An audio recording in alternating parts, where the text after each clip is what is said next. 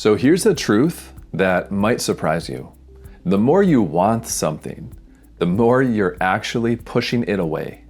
It sounds counterintuitive, right? Because we've been told that wanting fuels your manifestation.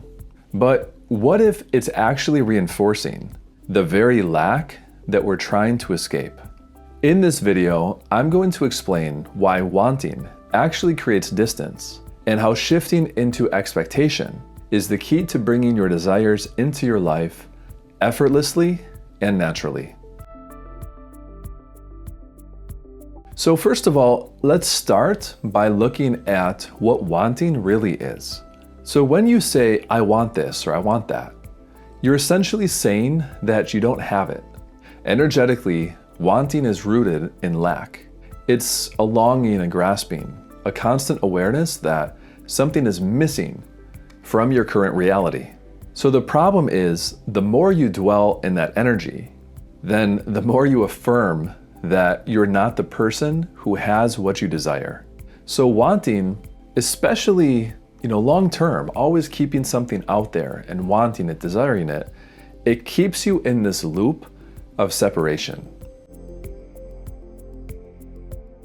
So when we want things in this way, what we're doing is we're always keeping them way out on the horizon.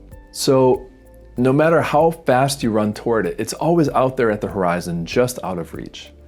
And that's what desire feels like when it comes from wanting, because you're always chasing, you're always striving, you're always saying, someday, one day, I will have what I want. But the universe doesn't respond to that. It responds to your identity and what you know to be true. So if your inner state is always saying, I want, then your outer world will reflect that. And because there's the separation there, that separation will be maintained. And so this is how wanting actually creates distance. It pushes what you desire into the future, out there at the horizon, always a few steps away.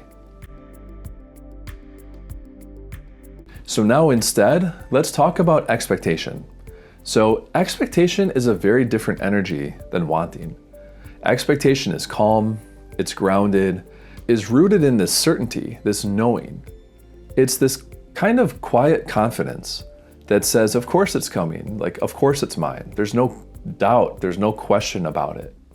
And this is really powerful because when you expect something, you're not separate from it. You've already claimed it internally. So it's already true in your world. It's already true in your inner world and will then be reflected back to you in the outer world. Because remember, your reality reflects your dominant vibration. And so this assumption that you have, this expectation, will then materialize in the outside world, in the 3D. Because you collapse the gap between you and your desire by no longer seeing it out there, but already feeling and knowing internally that you have it right now. So now that we understand this distinction between, wanting and expecting, the question is, how do we move from one to the other? How do we move from wanting something to expecting it? Well, first we have to acknowledge the desires that we have. So go through your life and think about what are the things that you want to have in this dream version of your life. Write them down. What do you want in every aspect of your life, your personal life, your relationships, your professional life? And then the second step, and this is really easy, begin to feel what it would be like to already have it. Neville Goddard talks about living in the end.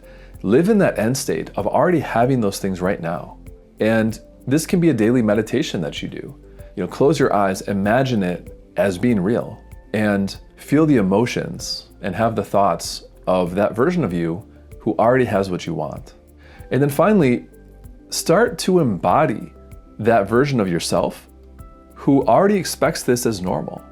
And think about how that shift in identity will show up in your dominant beliefs.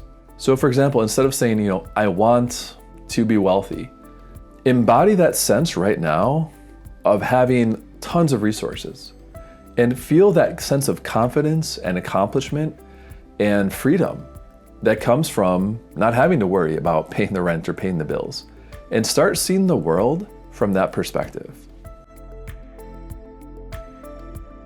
So again, moving from this sense of wanting to expectation it doesn't mean that you stop caring. It means that you stop like holding on so tightly to what you want and what you desire, which again, counterintuitively is actually keeping these things away from you.